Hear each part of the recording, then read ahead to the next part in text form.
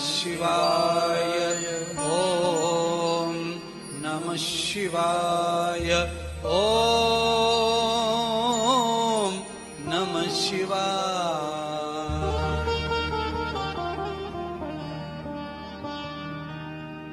नारद जी ने भगवान व्यास जी को कहा, व्यास जी चिंतित क्यों हो? तो कहा चिंतित इसलिए हूं कि पूरा बुढ़ा हो गया हूं, बुढ़ा। जो कथा भगवान की गणेश जी ने लिखी, जो कथा भगवान नारायण ने मुझे दी, उस कथा को गाने में, प्रचार करने में, प्राणी मात्र तक पहुंचाने में अब ये शरीर जर्जर हो गया है और कलयुग आने वाला है। ये कथा कलयुग तक नहीं पहुंची तो कलयुग के प्राणी का सर्वदा नाश होगा। कलयुग में प्राणी को, मानव समाज को भगवान की कथा ही बचा पाएगी कलयुग के प्रभाव से, कलयुग के आडंबरों से। इसीलिए हे नारद, मेरी चिंता का कारण कलयुग है। थोड़े समय में कलयुग आएगा और जब कलयुग आएगा तो कोई किसी की आज्ञा नहीं मानेगा, कोई किसी के विश्वास को नहीं खरा करेगा, सब विश्वास तोड़ेंगे, कोई संतोष में नहीं रहेगा, रिश्तों में अहमियत नहीं रह जाएगी। पैसे के बल पर आदमी जीना चाहेगा और पैसे ही उसे डुबो के चला जाएगा। आदमी अकेला अकेला हो जाएगा, जीवन खत्म हो जाएगा, तो कौन संवारेगा? भजन के नाम पर पाखंड होगा, दीक्षा के नाम पर पाखंड होगा, संप्रदाय और मजहब की वजह से सनातन खत्म हो जाएगा।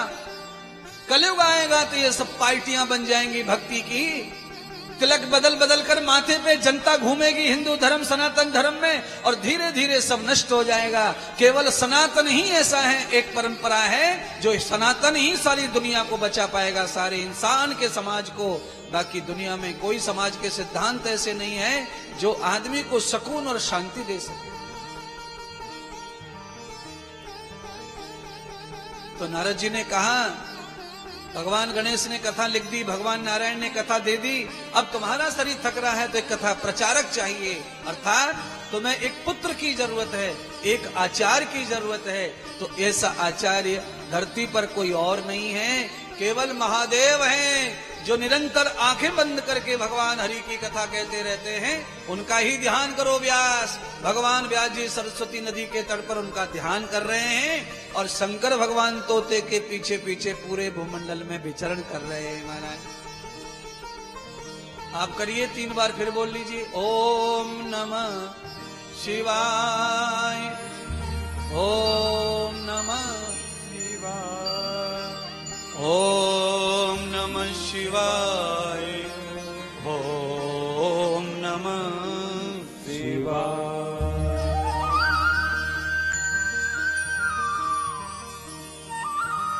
शंकर भगवान मना रहे, महादेव मना रहे।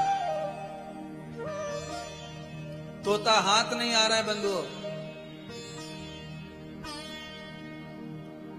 व्यास जी की पत्नी अरणी माता किनारे पर बैठी हैं, पति का इंतजार कर रही हैं, कब ध्यान पूरा होगा, कब व्रत पूरा होगा, शिव जी का कब अनुष्ठान पूरा होगा।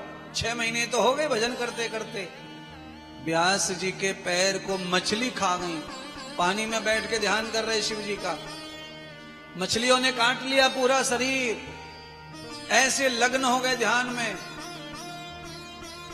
तोते को ये अंदाज हुआ कि आज अगर शिवजी से मुझे कोई बचा सकता है तो वो कोई शिव का ही भक्त होगा जो मुझे बचा पाएगा, अन्यथा अब मैं थक गया, अब शिवजी के हाथ अगर मैं आया तो शिवजी मेरा काम तमाम कर देंगे। आहा, कमाल हो गया। तोता जीवित रहना चाहता है, क्यों? क्योंकि तोते ने प्रभु कथा सुन ली है, इसीलिए उसे अब संसार में अच्छा लगने वाला अच्छा लग रहा है। कथा सुनने से संसार अच्छा हो जाता है, ध्यान रखना आप। कथा श्रवण करने से संसार अच्छा हो जाता है। बिगड़ा हुआ संसार, दुखी संसार, बेचैन संसार, परेशान संसार, थका हुआ संसार, हारा हुआ संसार, लुटा हुआ संसार, बर्बाद संसार भी कथा से अच्छा हो जाता है। तोता जीना चाहता है कथा सुन करके, उसे सब दिख रहा है, आनंद मिलेगा संसार में, प्रभु की माया में रहूंगा, गदगद हो जाएगा जीवन।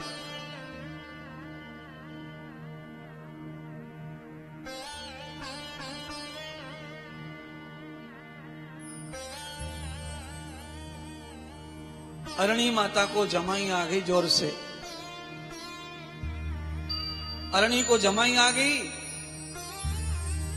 अरणी माता ने मुंह फाड़ा, तड़की बजाई, और जैसे ही मुंह फाड़ा तोते के बच्चे ने अरणी के गर्भ में प्रवेश कर लिया मुंह के द्वारा। जीवित तोता चले गया मां के पेट में। मैं हमेशा कहता रहता हूं, ऐसी बातें तर्क के लायक होती हैं कि तोता कैसे चला गया वो पेट में और कैसे जीवित लौट आया। तो ध्यान रखें, हमारे मुखमंडल में बहुत सारे जीव चले ही जाते हैं, कभी कभी हमें नहीं दिखते। इसलिए हमारे जैन संप्रदाय में साधु संत मुंह के ऊपर पट्टी बांध के रखते हैं, कोई सूक्ष्म कीड़ा भी, सूक्ष्म जंतु भी ना चला जाए। हवा में करोड़ों प्रकार के वायरस हैं जो हमारी नाक मुंह में हमेशा जाते रहते हैं और वो मरते नहीं, इसलिए एक्टिव होके बीमार करते रहते हैं। तोते ने भी प्रवेश कर लिया। भगवान शंकर ने देखा कि ये इस महिला के गर्भ में तोता गया है, आकर त्रिशूल लड़ा दिया। अरणी माता को कहा, मेरे दुश्मन को निकालो तुम्हारे गर्भ से।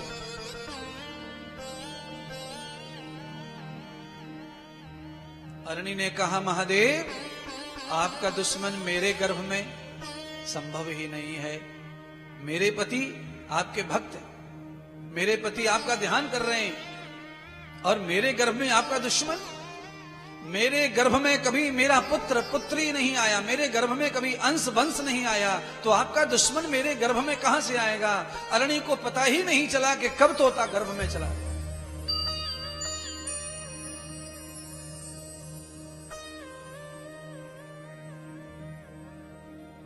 अंतर्यामी शंकर ने कहा कि मेरा दुश्मन तुम्हारे गर्भ में है, निकालो, बाहर निकालो, नहीं तो मैं तुम्हारे भी प्राण हरण कर लूंगा।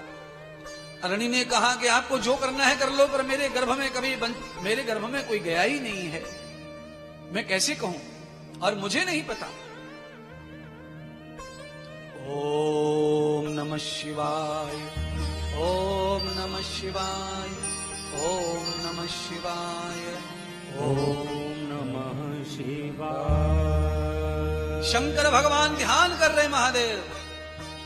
व्यास जी का ध्यान चालू है, भगवान शंकर को अमृत कर रहे हैं, आकर्षित कर लिया। शंकर भगवान का ध्यान व्यास जी की तरफ आकर्षित होने लगा। अरणी को भूल गए, दुश्मन को भूल गए। भजन में शक्ति होती है, नाम स्मरण में शक्ति होती है। भगवान के नाम का जाप जीत गया। शंकर स्वयं हार गए, नाम के साथ खिंचे चले गए। अरणी को छोड़ दिया, तोते को भी छोड़ दिया। जहां नाम जाप हो रहा वहां पहुंच गए। इसीलिए कलयुग में लिखा है तुलसीदास ने, नाम जाप का फल है सबसे ज्यादा। नाम प्रभु का जपते रहो, खाते पीते घूमते फिरते स्मरण करते रहो। गुरु मंत्र का जाप करने से जो लाभ मिलेगा, सारी दुनिया की भक्तों को छोड़ के भगवान नाम जाप के पास में चले आएंगे। आ गए। बोलो व्यास, क्यों जप रहे हो इतनी कठिनाई से? क्या चाहिए? इतना कठोर तप क्यों कर रहे हो? क्या कमी है तुम्हारे जीवन में? क्या चाहिए तुमको? तो कहा, प्रभु अगर आप मेरे ऊपर प्रसन्न हैं मेरी भक्ति से, तो मुझे एक आचार्य, भागवत प्रचार करने वाला पुत्र चाहिए। कैसा पुत्र चाहिए? तो कहा, धर्मम तिष्ठ प्रबंधते एवं धर्म विशारद पावतो धर्म स्थापितम धर्मम एव धुरंधर। आहा, मेरे धर्म को आगे बढ़ाने वाला, धर्म भागवत के धर्म को स्थापित करने वाला और जन जन में धर्म का प्रचार करने वाला, भगवान की कथा गाने वाला पुत्र चाहिए मुझे। मेरी संपत्ति और मेरे वंश को बढ़ाने वाला नहीं, मेरे धर्म को जीवित रखने वाली संतान चाहिए मुझे, जो कथा गा सके, भगवान के चरित्र गा सके, भगवान की उपासना ध्यान साधना दुनिया तक पहुंचा सके। मैं आपसे भी हाथ जोड़ के कह रहा हूं, जो कोई आप में रह गया बच्चा पैदा करने के लिए, वो भी यही कहो भगवान से कि एक बालक मुझे दे दो, लेट दे दो, देर दे दो, जिंदगी में एक ही दे देना, पर भजन करने वाला हो, कथा करने वाला हो, प्रचार करने वाला हो, धर्मदाता हो, धर्म की स्थापना करने वाला हो। ऐसा न हो कि वो मेरी संपत्ति को खा जाए, मुझे भी खा जाए, कुनबा को भी खा जाए, खानदान को भी खा जाए, धर्म को भी खा जाए। ऐसा मत देना। अरे कहने में क्या जा रहा है, अंदर सोच लो ना, अंदर सोच लो। तुम्हारे हो गए नाती पोते होंगे, बहू के मांग लो, बेटा के मांग लो, पोता मांग लो, पोती मांग लो, ऐसा मांग लो जैसा व्यास मांग रहे हैं, मिलता है। बड़ों के साथ मांगने से छोटों को भी मिल जाता है महाराज। हम तो हमेशा ही देखते हैं महाराज, हमेशा हम कहीं भी जाते हैं, किसी भी तीर्थ में जाते हैं, बड़े बड़े तीर्थों में, मंदिरों में जाते हैं, तो हमारे लिए तो रास्ता साफ ही है हर मंदिर में। तो हमारे साथ में 10-15 लोगों को तो वीआईपी दर्शन फ्री में हो जाता है। हम तो सामान्य ही हैं, थोड़े से ही बड़े हैं, पर परमात्मा के साथ में, व्यास के साथ में मिलके मांग लो। एक धर्मात्मी औलाद आ जाए, एक सज्जन औलाद आ जाए, जो प्रचार करे भगवान का, प्रचार करे धर्म का, घर घर तक धर्म पहुंचाए, कुनबा कुनबा को पहुंचाए, एक एक गली में धर्म की स्थापना करे। ऐसा वीर, ऐसा योद्धा तुम्हारे घर में भी पैदा हो।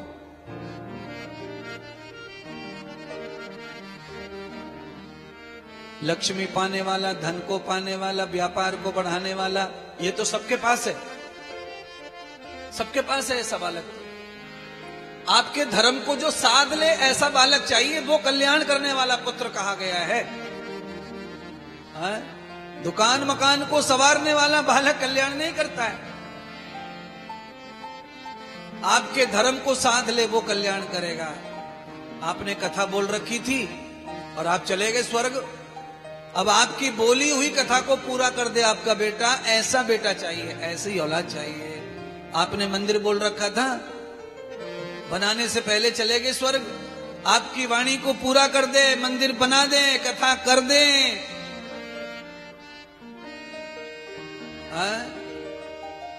तेरे दिन में जितने कर्म कांड होते हैं उनको तो सब निकम्मे भी पूरा कर देते हैं महाराज, दुष्ट भी पूरा कर देते हैं। दारूबाज होगा, जुआबाज होगा, दारू भी पीता रहेगा तेरे दिन, पर तुम्हारे कार्यक्रम भी करता रहेगा।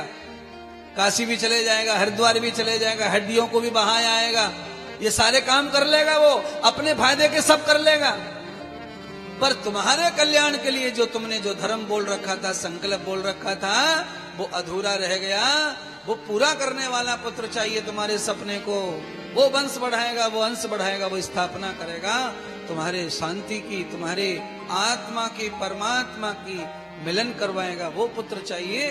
तो व्यास जी की तरह कुछ साधना, कुछ ध्यान, कुछ उपासना हमको भी, आपको भी करते रहना चाहिए। आहा, साधना, ध्यान, भजन, कीर्तन। शादी ब्याह के बाद हिंदू धर्म में पहले से भजन कीर्तन हो रहा है शादी ब्याह में। किधर किधर बताऊं, किधर पूछूं, किधर बताऊं, मेरे को समझ में नहीं आ रहा। दोनों तरफ समझदार लोग बैठे। अच्छा बोलो, शादी से पहले अपने यहाँ देवी देवताओं की पूजा और गीत गाए जाते हैं कि नहीं? गाए जाते हैं, गाए जाते थे, अब थोड़े थोड़े खत्म। अच्छा बोलो, शादी के बाद बहू आती है तो 2-3 दिन फिर भी गीत गाए जाते थे, अच्छे अच्छे गीत बहू के लिए। गांव की पूजा, मंदिर की पूजा, गांव की परिक्रमा, सब काम होते थे, सब पे पानी फिर गो, अब कुछ नहीं होता। शादी होगी बाद में, हनीमून का टिकट पहले।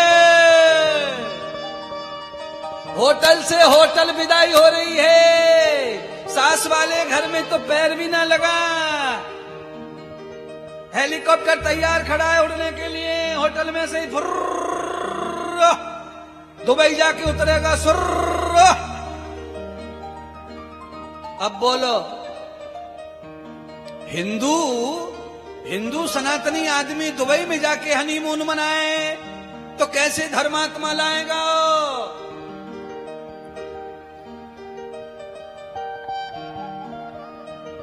कमाल हो रहा है, इतना बदलाव, इतना जल्दी नुकसान। इसीलिए घटते चले जा रहे हो, घटते चले जा रहे हो।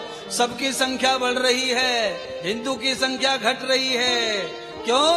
इनके हनीमून भी उनके देशों में मनाए जा रहे हैं जहां पर जिनसे लड़ाई चल रही है तुम्हारी। क्या कर रहे हो? क्यों लड़ाई मानते हो फिर किसी से? हनीमून वहां मनेगा और वैसे दुश्मन दुश्मन दुश्मन। सुधार लो, सुधार लो। ये भागवत नहीं होगी और खुल के कोई कहने वाला वक्ता नहीं मिलेगा, तब तक कोई तुम्हारे ऊपर असर ज्यादा होने वाला नहीं है। लुल्लू लुल्लू लुल्लू लुल्लू करके कथा नहीं सुनाऊंगा, ये ध्यान रख लो। दिन 6 बचे मेरे पास में, एक दिन खत्म हो गया बोलते चालते। ये बार बार इशारे कर रहा है टीवी वाला, चैनल वाला, 10 मिनट बची हैं, 10 मिनट बची हैं, 10 मिनट बची हैं। हाँ,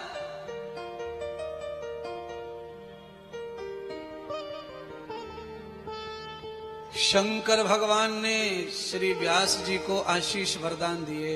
हे व्यास, तुमने जब मेरा ध्यान किया है तो भागवत प्रचार करने वाला कोई बालक चाहिए, तो ये अवसर मैं किसी और आत्मा को नहीं दे सकता, ये मौका तो मैं ही स्वयं लूंगा। भगवान को, शंकर को ये मौका प्राप्त हुआ। उन्होंने धरती पर मनुष्य बनकर के आना पसंद किया, अपना ताकत, अपना देवत्व सब त्याग दिया, भागवत के लिए मनुष्य बनकर आने के लिए तैयार हो गए। अब शंकर को ये आफत आ गई कि धरती पर अवतार लेने के लिए अब हमें कोई आत्मा चाहिए जिसमें हम प्रवेश होकर धरती पे जाते हैं। कोई आत्मा दिख नहीं रही है, कौन सी आत्मा में बैठ के धरती पर जाएं, अवतार लें। इसीलिए मैं जोर लगा रहा हूं कथा में कि भगवान भी धरती पर जब जब आते हैं तो तुम्हारे ही आत्मा में बैठ के आते हैं। इसीलिए तुम में से कोई एक ऐसा हो सकता है कि तुम्हारे शरीर में राम बैठ के आ जाए, कृष्ण बैठ के आ जाए और शंकर बैठ के आ जाए।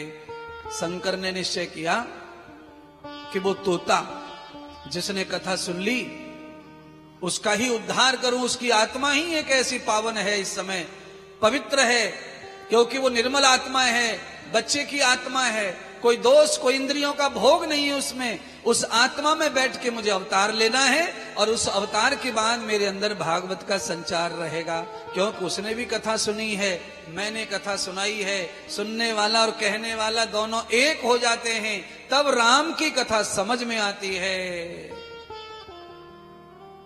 ये ध्यान कर लो। श्रोता वक्ता ज्ञान निधि, श्रोता वक्ता ज्ञान निधि कथा राम कहे गूढ़।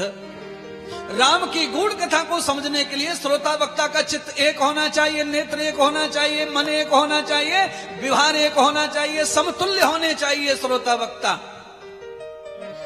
श्रोता और वक्ता का मन नहीं मिला, विचार नहीं मिला, तो समझ लो कथा फिर ज्यादा कुछ फायदा देने वाली नहीं है महाराज। ये ध्यान कर लीजिए। पाइप से पाइप को जोड़ने के लिए पाइप को पाइप से जोड़ना पड़ता है, मिलना पड़ता है। आप उसके ऊपर कुछ भी सॉल्यूशन लगाओ, सॉकेट लगाओ, पर वो तभी संभव है जब दोनों मिलना चाहें। अगर उनमें छोटा बड़ा है तो नहीं मिलेंगे, सॉकेट छोटी बड़ी नहीं आएगी, गड़बड़ हो जाएगा सब।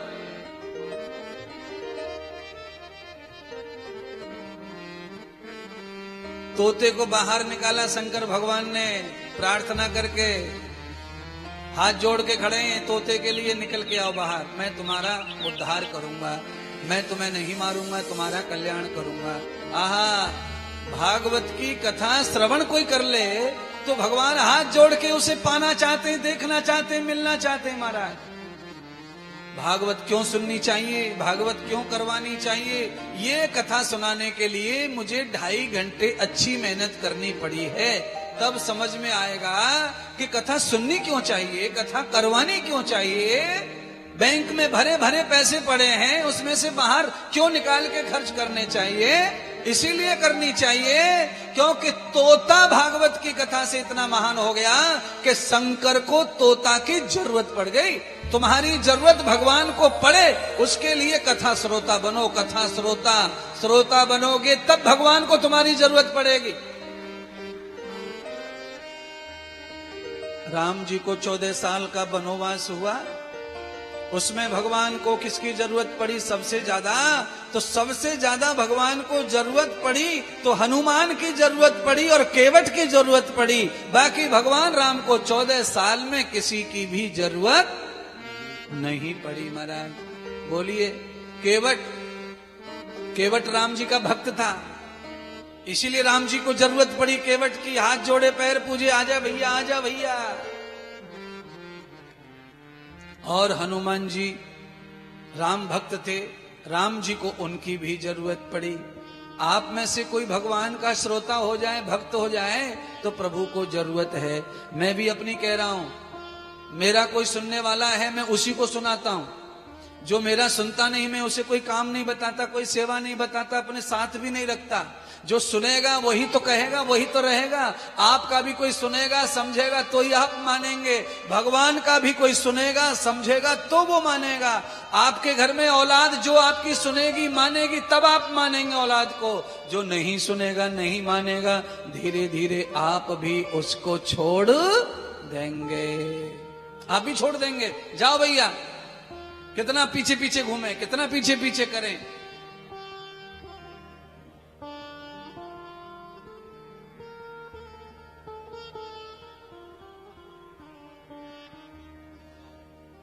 सदगुरु भगवान शिव ने अरणी के गर्भ से तोते के शरीर में आत्मा में प्रवेश हो गए और आत्मा के साथ ही अरणी के गर्भ में चले गए। और ये बात सब देवताओं को पता चल गई, स्वयं नारायण को पता चल गई। अब तो देवता प्रसन्न हो गए कि थोड़े ही दिनों के बाद भगवान शंकर कथा कहने के लिए धरती पे अवतार लेंगे। 1 साल निकल गया, सबको 9 महीने का इंतजार होता है। 9 महीने तो चुटकी में ही निकल गए, आए ही ना, पैदा ही ना हो रहे। 11 महीने के हो गए, पैदा ही नहीं हो रहे। देवता फोन लगा रहे हैं, हो गए कि नहीं हो गए शंकर पैदा, शंकर आ गए कि नहीं आ गए, धरती पे आ गए कि नहीं आ गए। कहते कहते फोन लगाते लगाते मोबाइल को जमानो आ गो, तब जाके 12 साल में कहीं नंबर आया शंकर भगवान का। 12 साल तक सारे देवताओं ने जाकर भगवान नारायण से कहा, प्रभु ये क्या हो रहा है, प्रकृति के नियम टूटे जा रहे हैं, सारा का सारा नियम टूट गया। 11 महीने 9 महीने 7 महीने बच्चा पैदा होने के देखे हमने शास्त्रों में, पर यहाँ तो 12 साल हो गई, आ ही नहीं रहे हैं भगवान। सारे देवताओं का इंतजार करते करते चेहरा काला पड़ गया। कहते हैं तेजहीन हो गए सूर्य चंद्रमा पृथ्वी आकाश। तब भगवान हरि आए, पूछा महादेव से, भाई क्या बात है, सारे देवता तेजहीन हो गए हैं, तुम्हारा आगमन क्यों नहीं हो रहा है। तो भगवान महादेव ने सीधा सीधा कहा, प्रभु आपकी माया के भय से मैं संसार में आना नहीं चाहता हूं, क्योंकि आपकी माया ने कोई नहीं छोड़ा है। आपकी माया ने सबको नचाया है, मुझे भी नचाएगी तो मेरा धर्म भी नहीं होगा पूरा, मेरा उद्देश्य भी पूरा नहीं होगा। इसलिए हे नारायण, मैं गर्भ में ही अच्छा हूं, बाहर आऊंगा तो आपकी माया से व्याकुल होकर मेरा धर्म टूट जाएगा। तब भगवान श्री नारायण ने वरदान दिया, हे शिव जाओ, तुम मेरी कथा गाओगे, इसीलिए तुम्हें मेरी माया नहीं सताएगी। तब शंकर भगवान श्री सुखदेव जी के रूप में प्रकट हो गए। बोलो श्री सुखदेव जी भगवान की जय हो। नमः पार्वती पते हर हर महादेव।